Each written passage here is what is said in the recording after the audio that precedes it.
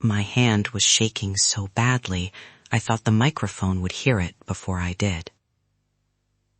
The banquet hall air felt too cold, the AC like a wind that kept reminding me I didn't belong in that version of myself yet. I could see Ani, my cousin, across the room. Her jaw tightened for a second when I stood up. I remember thinking, if I say his name, everything changes. If I don't, I keep pretending my life fits the shape they expect. I can still see you there. Even from across the room, it looked like you were holding yourself together just to breathe. I wanted to run up and take your hand, but I also knew this had to be yours. If you've ever sat in a family room thinking, maybe I should say something, what will I lose? That was me. I want to tell you the night I practiced the line in the bathroom mirror, the thing I whispered to James in the car, and what happened when I actually said his name. I'll also tell you how we came back to each other after the silence, and 3 concrete things you can do if you're planning something that might ripple. Quick heads up, we're not therapists. This is our story. If you're listening and you're preparing something risky, stay tuned for practical steps, but also plan supports. That matters. Why this night mattered. I grew up where appearances are protective. Pride felt many times like danger. Saying a partner's name meant stepping into a space I hadn't been allowed to occupy. But every time I blinked and didn't name us, I felt smaller. The choice was about truth, yes, but also about whether my life and my family could ever meet. We talked for weeks. Brief, nervous rehearsals in the kitchen, codes in the car, you practicing sentences under your breath. I remember you saying you'd keep it short, 1 line at the end of a toast, and you wanted to say my name. I did. I practiced in the bathroom mirror like it was a script. 3 breaths before I left the house became my ritual. Before I walked on stage, I whispered to you in the car, if I do this, I choose truth, but I choose you too. That last line was for both of us. Planning those small rituals kept my panic from swallowing me whole. I remember your voice in the car.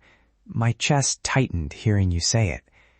I wasn't ready to tell you not to, because I knew how much it meant, but I asked the only question I could think of. Have you thought about what happens after? I had thought about it. I pictured the worst and the best. I wrote a short list. Who might speak to me, who might not. Where we could stay if things went sideways. Who was safe to call. It sounds clinical, but testing logistics ahead of time gave me a bedrock. The ritual, 3 breaths, helped me step up. Then you walked up. The clinking of glasses faded like someone pulled the volume down. You said, calm and clear, and I want to thank the man who lets me be myself, James. For a second, I thought someone would leap up and hug you. Instead, the conversation around us kept its polite hum. The glass clink died mid-toast. Ani's face, I keep seeing it, was a flash of tightening jaw and polite stillness. When I said it aloud, that hush felt like an erasure. People resumed speaking as if a line had been edited out. Plates slid. Someone changed the subject. I walked back to our table feeling smaller than before I left. It wasn't the raw no. It was absence. That silence hit harder than I expected. I need to be honest. I was angry, not just because of how people reacted, but because I feared for you, what you might lose. I said things that night I regret. I shut down. My silence became its own wall, and it pushed you away instead of bringing us together. We did argue. You said I wasn't thinking about the cost. I said that because I was scared you would be hurt. But it felt like you were choosing quiet over me. I know, and I hated that I did it. I shut down, and that pushed you away. I should have said, I'm scared too, instead of retreating. I'm sorry. And then the repair wasn't a grand speech.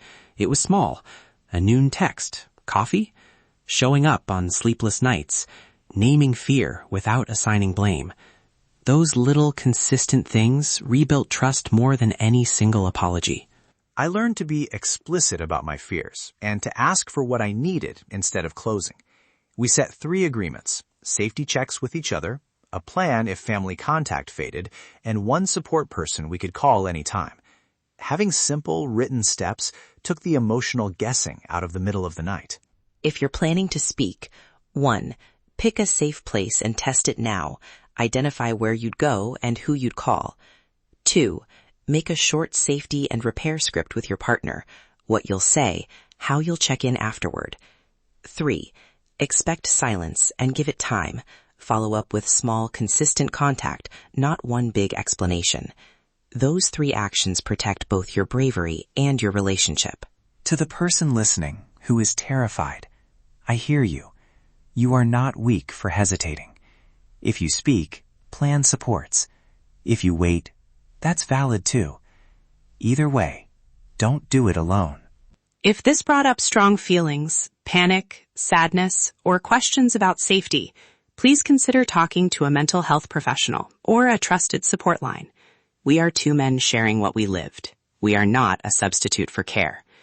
If you need immediate help, reach out to local resources. If this landed with you, if you felt that hush or the ache of being unseen, do one small thing right now. Take 3 slow breaths. Then, when you can, hit subscribe and drop a 1-line reaction in the comments. I hear you is perfect if you're not ready to share more.